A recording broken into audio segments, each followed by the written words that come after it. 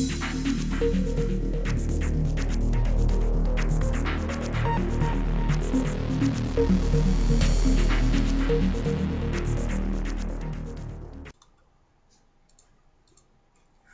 this is part 5 of the Sociology series.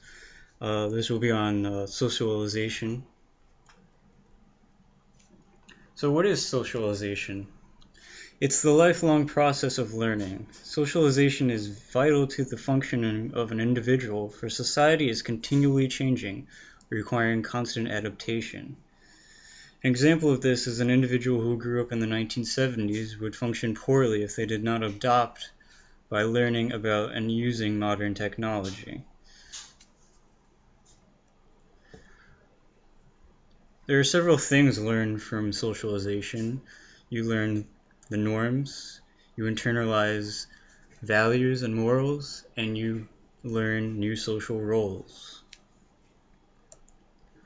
Norms are learned early on in childhood, which include the folkways and mores of a society. Internalization, the process by which one adopts values of society. The social roles are the learning of how to act, think, and feel in a social role. Deliberative socialization takes place when you have an intent to socialize someone in a certain way.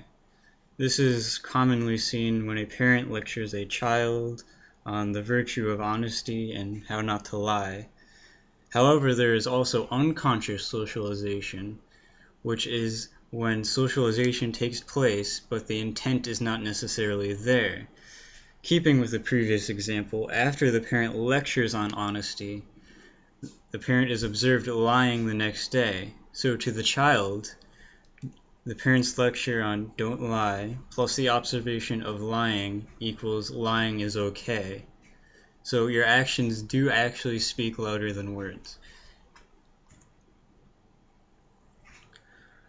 There are a couple of agents of socialization. First and foremost is your family, because they have you early on, your school, your peer group, and the mass media. Family has the first access to the youngsters before formal schooling. Therefore, you have a strong early influence on norms, morals, and roles, which tend to last longer. School primarily socializes in the following ways. It emphasizes importance on being on time, teaches how to be docile rather than aggressive, teaches that authority should be obeyed and respected, learn to follow directions in a very rigid way, and instills the values that if you work hard enough, you can actually accomplish anything. Peer groups have a powerful influence on socialization around the time of adolescence, when family ties are weakening and one tries to establish a separate identity along with their peer group.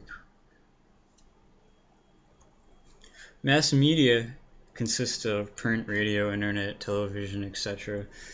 It is a powerful tool to socialize, often deliberately or not, indoctrinating people into such ideologies of sexism, ageism, and racism.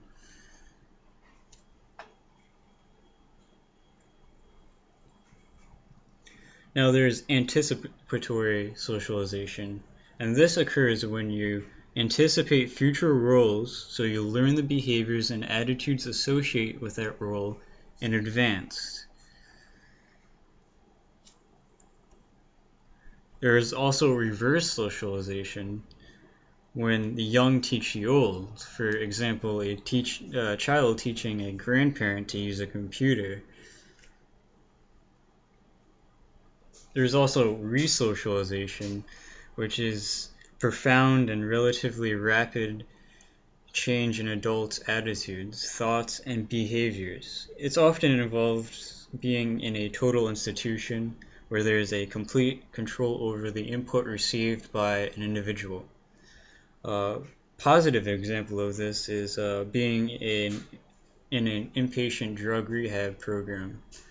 Not so positive is being isolated in a cult compound, being indoctrinated in their belief system, and rejecting all of your previous socializations.